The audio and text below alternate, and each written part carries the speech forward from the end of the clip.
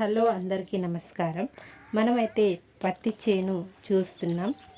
ఈ పత్తి చేనులో మధ్యలో కొన్నిసార్లు కంది పంట కూడా కనిపిస్తుంది. చుట్టూ కంది సాళ్ళు అయితే కనిపిస్తున్నాయి. మనకు కందినే తొగరి అని కూడా అంటాము.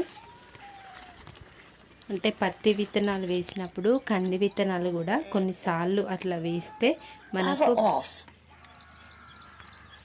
పత్తితో పాటు ఈ తొగరి మొలకలు కూడా తొగరి పంట కూడా లేస్తుంది.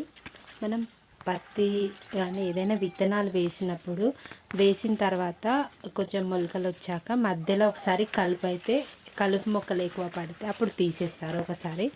ఆ తర్వాత మళ్ళా ఇంకొంచెం పెద్దగా అయినాక మరోసారి కలుపును తీస్తారు. అలా కలుపు తీయడం వల్ల మనకు ఈ పత్తి మొక్కలైతే మంచిగా ఏపుగా మంచిగా పెరుగుతాయి, ఆరోగ్యంగా ఉంటాయి. వాటికి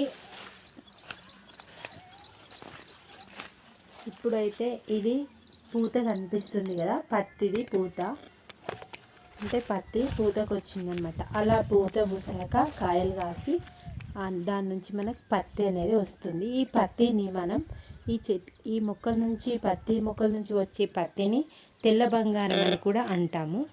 తెల్ల బంగారం